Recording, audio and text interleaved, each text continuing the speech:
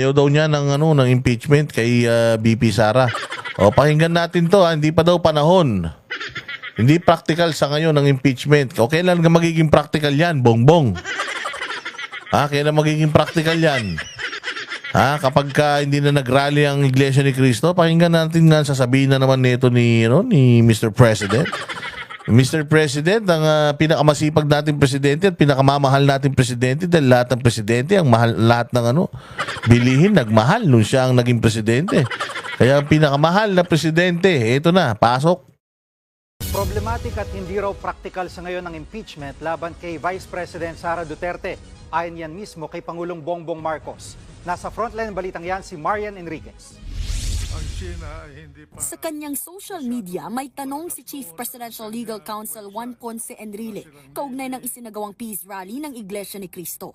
Handa raw ba tayong isakripisyo ang rule of law para... Jesus, tanga-tanga naman ito. Oh. Ito naman si Enrile. Oh. Ano bang sinabi ng Ano bang sinabi ng Iglesia ni Cristo? Ang sinabi ng Iglesia ni Cristo, Enrile, kung si Enrile, hindi pa kasi magpahinga rin to eh. Ito kasi kaya hindi pa ito umaalis, hindi nito alam saan pupunta, kung sa impyerno o sa langit eh. Pero sigurado hindi sa langit pupunta to. Ito sabi na naman niya, rule of law for a person or group of persons. Sasabi mo, ang pinanawagan nila doon, Enrile, pinanawagan nila doon, para lang maintindihan mo, medyo, na siguro, matanda ka na talaga eh. Ang pinanawagan nila doon, peace and unity. Itigil na yung mga bangayan. Magtulungan na tayo para sa bayan. Anong pinoproblema mo? Tsaka, Juan Ponce Enrile, sino ba kakampi mo? Si Bongbong ang nagsabi nun na wag i-impeach na ayaw niya dahil magkakagulo divisive. Tsaka hindi practical. Napupunta lang, focus lang yung attention natin sa walang mga kakwenta-kwentang bagay. Ang dahil problema ng Pilipinas. Yun ang sabi ni Bongbong Anong iniiyak mo, Enrile? Anong iniiyak mo? Si Bongbong naman may sabi nun. Hindi ba advisor ka ni Bongbong? Hindi sana in-advisean mo si Bongbong na hindi sinabi yun. Para sana ma-impeach na si BP Sara para walang dahilan yung INC na ginamit yung pinagsasabi ng bata mo. Langya to si Enrile. Ewan ko rito kung anong ginagawa kasi sa buhay niya. Pahinga na. Okay na, Enrile. Obsolete ka na. Yung mga alam mo sa batas, obsolete na rin. Nag-uusap-usap na nga ngayon para sa charter change. Gusto na nga palitan yung batas eh. Mas mauna pa mapapalitan yung batas kaysa sa'yo. Pahinga na, sir. Pahinga na para, wag na malikot, ha. Na lang. Higa-higa na lang, ha.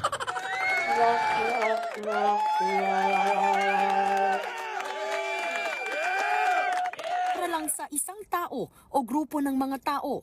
Dagdag pa ni Enrile, very detrimental precedent o napakasamang halimbawa kung susundin ng... Enrile, ang may sabi nga niyan, si Bongbong. Kaya nagrally INC, pinanghawakan nila yung sinabi ni Bongbong. Ano sabi ni Bongbong? Wag i-impeach. Ayaw ko ng impeachment. Kinausap ko ang Congress, baka naman pwede, wag nang i-impeach. Si Bongbong ang may gusto niyan, Enrile. Putang ina ka, ba't nagagalit ka sa INC? Buisit ka. Sa INC ka nagagalit. Si Bongbong ang nagbigkas niyan. Ineko lang ng INC at sinabi ng INC, sinusuportahan namin ng presidente ang sinabi ng presidente na wag i-impeach si BP Sara. Si Bongbong may kasalanan. Si Juan Ponce Enrile kung ano-anong ginagawa mo. Pag di na kaya, pahinga na. Dami-dami mong sinasabi. Asan na yung pera ni Napoles? Asan na yung mga pera ng ng PDAP? Juan Ponce Enrile. Tsaka kayo yung mahilig mag-rally-rally dati Kayo nagpatalsik kay Marcos Sr. noon dahil sa kahayupan nyo, tapos ngayon gumaganyan ka?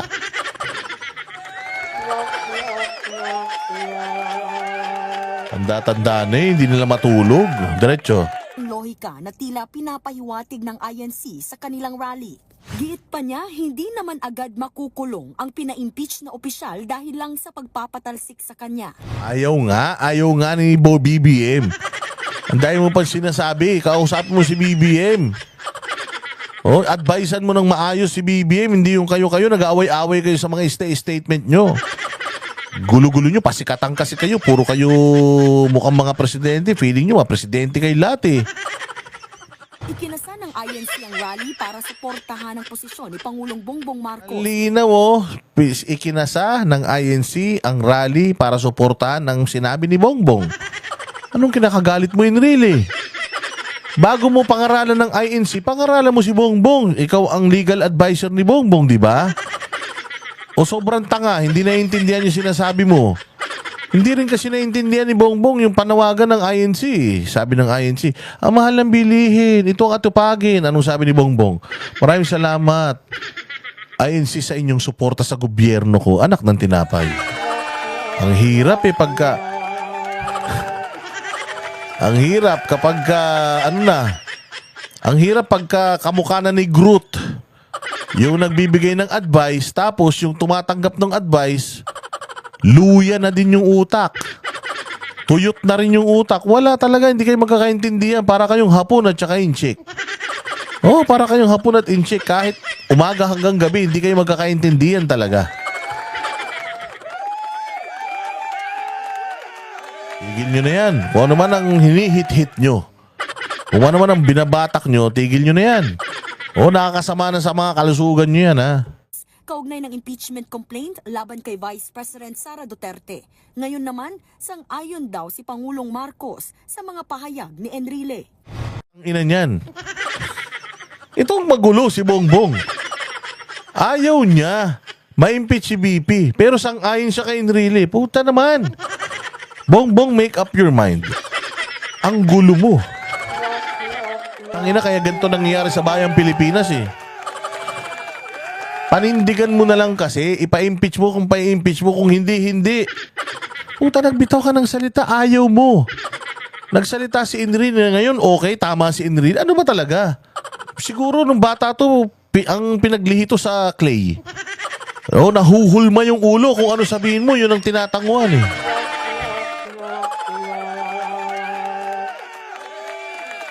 Nang tinapay naman Bongbong.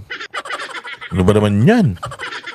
Dumikit-dikit ka lang ulit dito sa mga teletabi ng mga pinsa mo. Tsaka tong ano ng tingog party list eh. Ewan ko kung ano na namang binanat, ano nyo, hinigop nyo. He is right. There is a consequence to, there will be a precedence. And He's right. Ina, Bongbong, ikaw nagsabi na wag i-impeach si BP. Tapos ngayon, si Enrile yung tama. Tangina, sino mali? Gago, dalawa kayo nag-aaway. Yung statement niya tsaka statement mo nag-aaway. Tapos, sumuko ka. Siya ang tama kasi mali statement mo. Yan ang sinasabi ko sa BBM. Ang hilig magsalita nang hindi nag-iisip. May mga advisor, hindi nakikinig. Tapos ngayon, ayan, labo-labo. So ano na? Impeach o hindi? Pucha na, baka malito ang Iglesia ni Cristo, mag-rally ulit yan. Yan ang sakit sa ulo, no? Agoy! it will be very problematic. Very problematic pala. Bakit nagsalita ka ng wag i-impeach si BP Sara? Hirap. Shit. Anong explanation na naman kaya ng mga tangang loyalista nito? Dinedma lang nila to, no? Pulpul eh. Sabi ko nga sa inyo, parang pinaglisa goldfish to si Bongbong. Alam niyo yung goldfish? Tangin niyan. Kung ano yung naisip niya ngayon, mamayang hapon, hindi niya na matandaan. Utak isda talaga eh. Oh, utak isda. Oh, ito yung nawawalang kapatid ni Dory. Yung doon sa Finding Dory.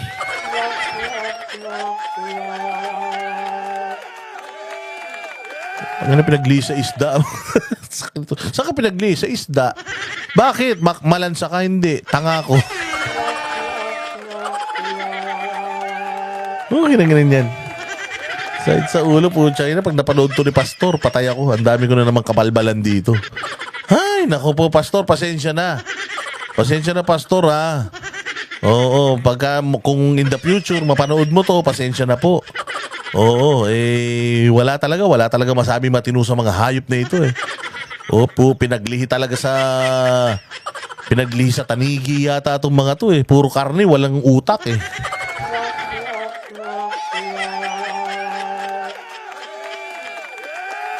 Kahit kailangan daw dinggin ng Kongreso ang impeachment complaints laban kay VP Sara, muling iginit ni PBBM na hindi ngayon ang tamang panahon para isulong ito. I don't think that now is the time to go through that. So, Hindi talaga pwede ngayon. Putang ina, nagbabala ng INC. Now is really not the time. Because why? INC, nagbabala na sa'yo. Pinangahawakan namin yung sinabi mo. Pagka yan, tinuloy mo, good luck. Good luck, pucha yan. Nakita mo yung gano'n kami karami? Gulat ka. Pag lahat kami umakyat sa bakod ng Malacanang, matatai ka. Gumagaganyan yung mga yan, di ba?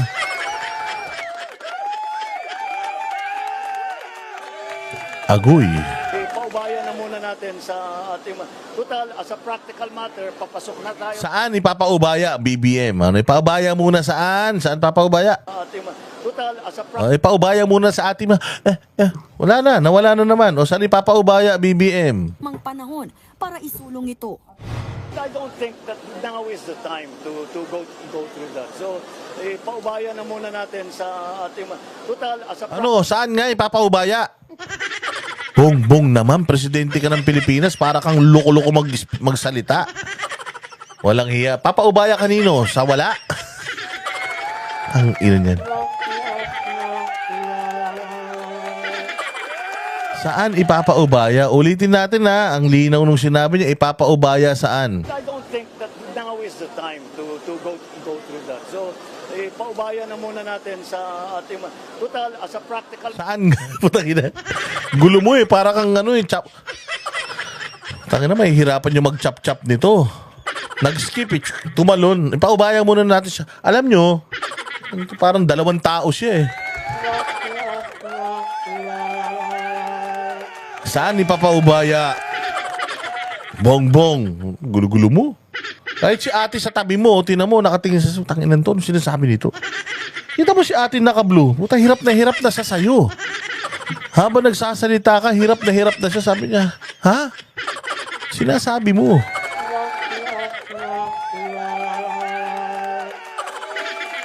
Tapos etong nakaitim sa tabi niya, sabi, pucha, wala na naman tong ano. Ito si ate, oh. Hirap na sa buhay, oh. Pinakinggan pa kasi ito si Bongbong, eh. Nung nakikinig si ate sa sinasabi niya, wala siyang matinong sinasabi. Yung si ate parang gusto ng umiyak. Di ba, SB? Kaya na si ate parang namatayan, eh. Sabi ni ate, tanga na to si Bongbong talaga. Anong tinitira kaya nito?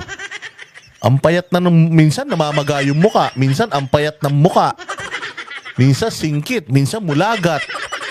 Ilang bongbong ba meron tayo rito? Ba't iba-iba itsura? Sabi siguro, yun si bongbong ba to? Kahapon lang minamanas to ah. Ba't ngayon? Ang payat na naman. Buta pa iba-iba na itsura. Iba-iba na itsura ni Bongbong, no? Minsan maitim, minsan maputi, minsan maputla. Siya dito, payat siya dito. Oo, minsan gumingiwi, minsan ewan ko. Ang gulo-gulo ng pagkatao ni Bongbong. matter, papasok na tayo sa campaign period. Sa practical matter, the timing is very poor. Ayon naman sa kilalang malapit sa mga Duterte na si dating presidential spokesperson Salvador Panelo, tuloy pa rin ang impeachment pero hindi lang ngayon. Tuloy, kaya lang yun, medyo i-postpone muna natin. Postpone. Hindi mo sabi nila, pero interesante. Si Sal Panelo ang tapang. Eh kung sino-sino kasama niya, lahat ng kalaban ng Duterte kasama niya, no? Ito naman kasama niya naman tong babaeng to, yung makapal yung labi. Yung akala niya siya yung pinakamagaling na abogado sa buong universe. Ito yung abogado ng mga human rights victims. Kasi takot yata na, pero tutuloy nila yan. Unless there will be a change of present dispensation. Ikinadismaya naman ng Tangina, ito na si ate. Oh. Ito, pinagdi sa isda. Oo, ito, pinagdi sa isda. Puta na yung utak nito, ganito lang, oh. Mas malaki lang ng konti sa munggo. Kasi laki lang ng Jolin. Tangina, ito ang tangang tao, eh. Oh, alam mo pag tinanong mo to, ate, saan ka pinaglihi? Sa tanga.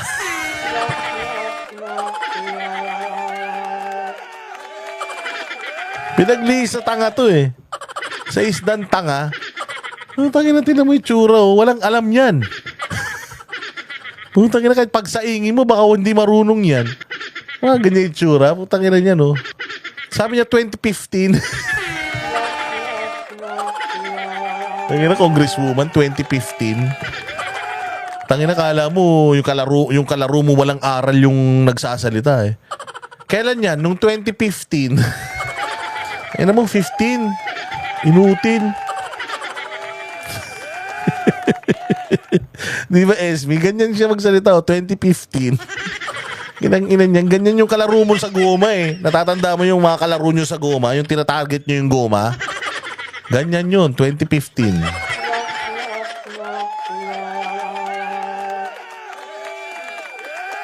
Hindi yan, mali yan, Brian Naria. 15 yan, eh. 15. Yung P, ginawa niyang, yung F, ginawa niyang P. Yung P, ginawa niyang F. Putangin na niya, may sarili siyang mundo. Sa atin, 15. Sa kanya, 15.